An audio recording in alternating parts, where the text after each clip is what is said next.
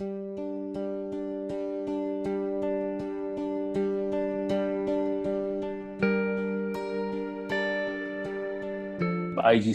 the International Growth Centre, is a consortium of London School of Economics and Oxford University.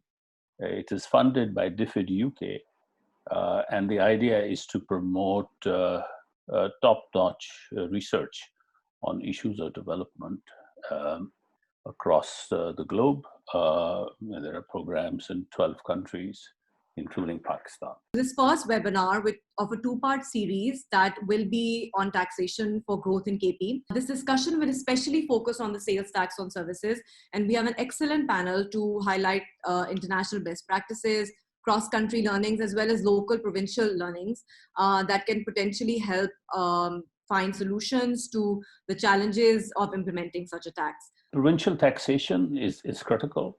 Everybody understands this, and it will become even more critical as we go forward and as provinces assume greater responsibility in terms of delivering what I call to be the core agenda of development. And sales tax on services is a very tricky area.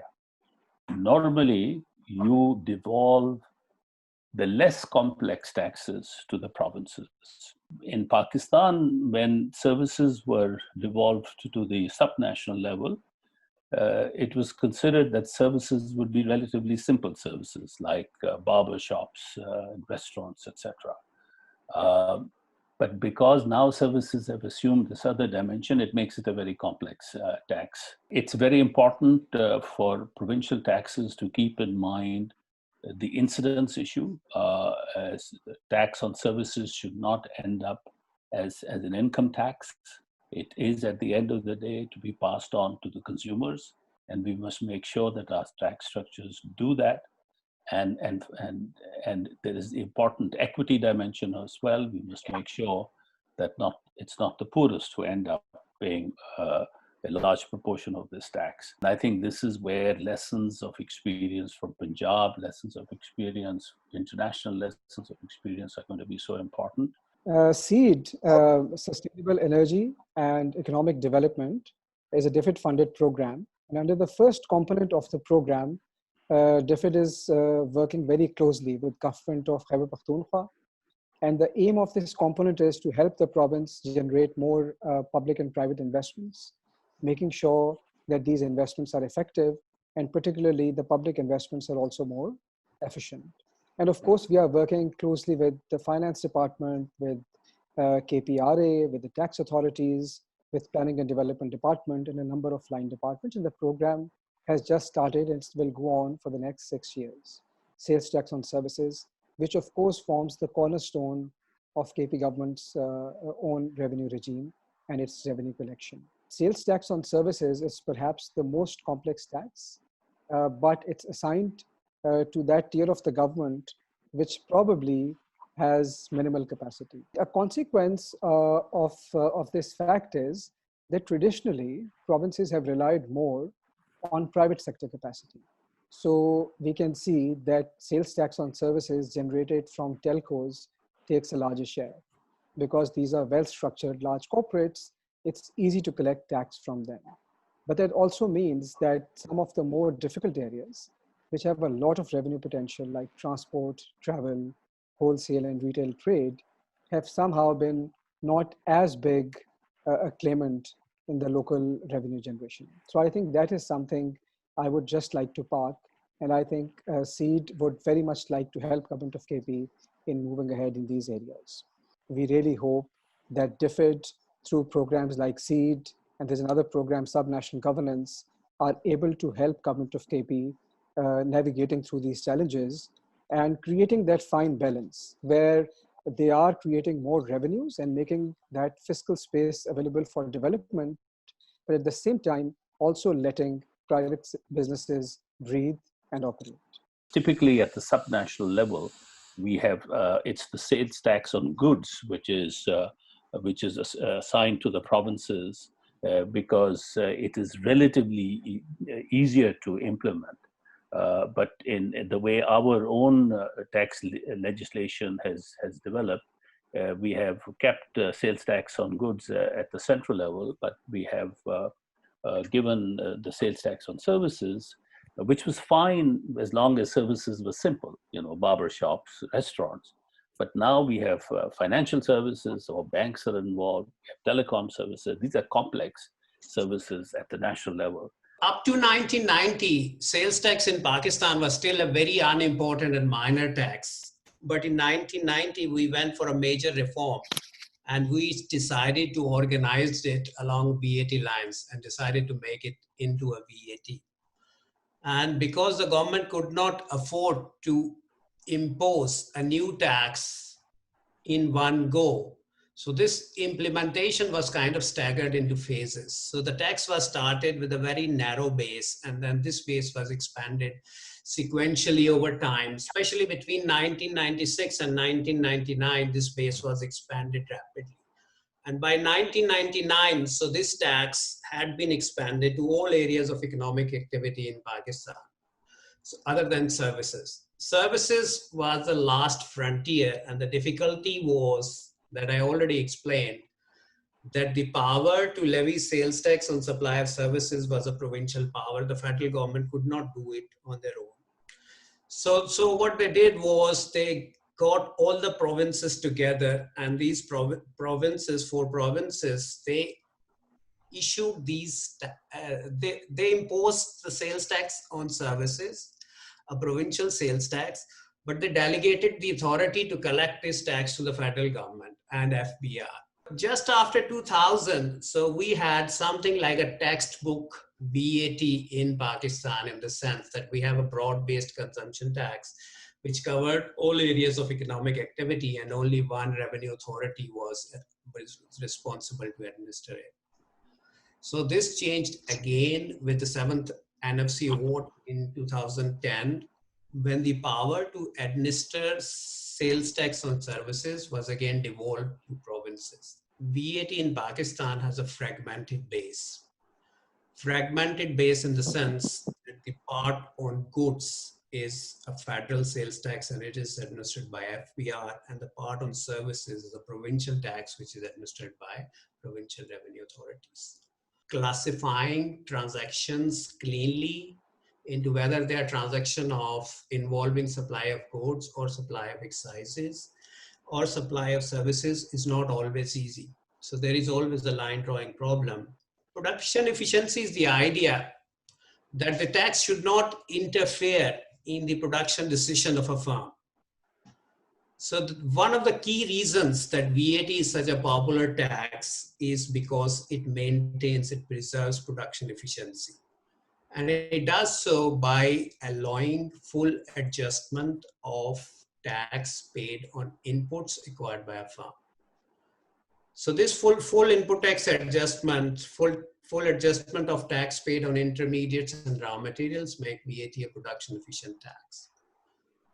But when the tax base is fragmented and multiple revenue authorities are administering it, so then this full adjustment of input tax is not straightforward. Our filing regime has become more complex. We are imposing too much compliance cost on firms. And unless we do it, we will be discouraging firms to enter. When we started collecting in 2012, the overall share of the pie was 78% through the telecom sector. But over the years, we have reduced it to almost around 20-25% now.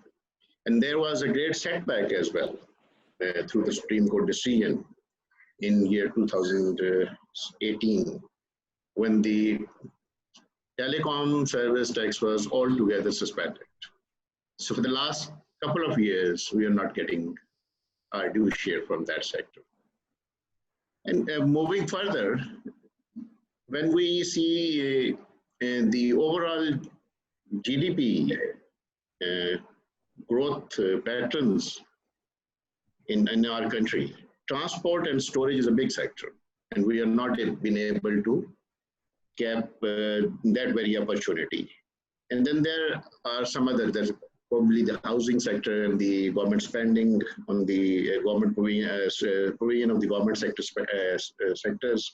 We are not able to get hold of that because of the unfortunate decision by the Supreme Court that the federal entities are out of the purview of. We started in 2012 From the very onset, we faced a type of resistance. One is the usual one, and that is from the business community.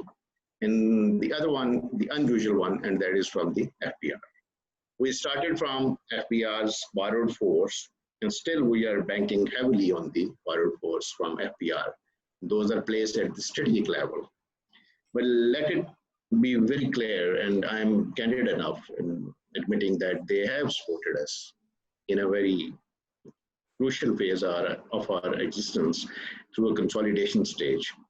But from the very outset, we figured it out that technology is the solution. So we shifted our focus onto that part of the strategy. So PRA was, alhamdulillah, the first one to introduce a restaurant invoice monitoring system, and that was electronically placed at the restaurants, and that was also a focus of many research inside the country and internationally as well. Then taking lead from that, we further moved and we have included so many other sectors into that, and that is by introducing an overarching electronic invoice monitoring system.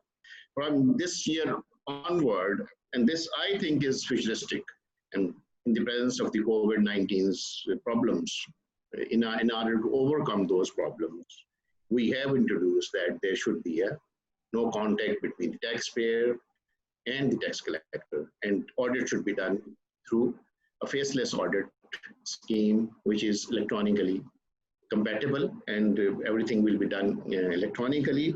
And from that point, we have already started the mass audits. Overall growth rate is quite healthy.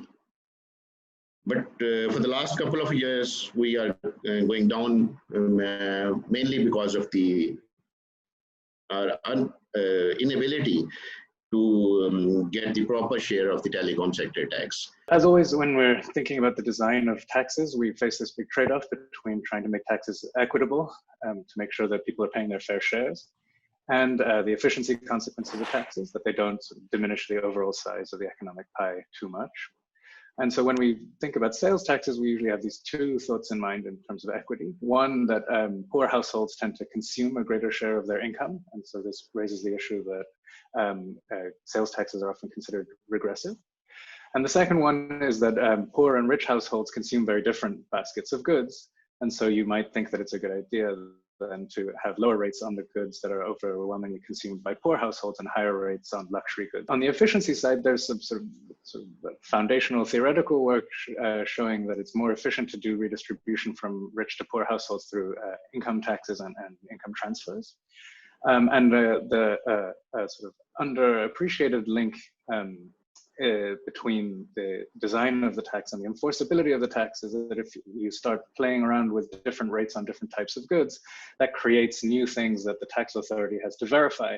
And that's going to provide opportunities for people to find places to cheat and make it harder for taxes to be enforced. The second lesson that we've seen play out around the world is that business-to-business transactions have higher compliance than business-to-consumer transactions because of this invoice credit mechanism. On sales tax on services, and in general, in terms of provincial ownership of tax policy, I find the relationship with FBR very strange. You can argue about what the provincial versus federal shares would be, but just as food for thought, I find it quite strange that at the end of every month, we get transfers from FBR on their tax collection, and we get the bifurcation of that transfers into a number of different heads, but we don't actually get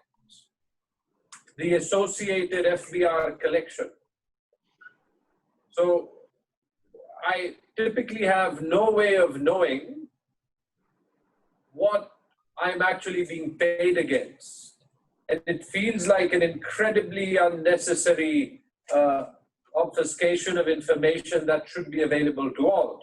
And so in the last year, to get over this, we designed a system where we actually get FBR's revenue collection figures from the Dawn newspaper, And that allows us to at least simply model two things. One, whether we're getting the right share, and two, actually allows us to project what sort of revenue inflows we're going to get and how to sort of strategize our spending. And it's made an incredible difference, but it actually shows an incredible lack of coordination that of course manifests itself also in the issue discussed on the input adjustments, which is important and sort of breaks the entire system down, in particular for a province where revenue generation is relatively low.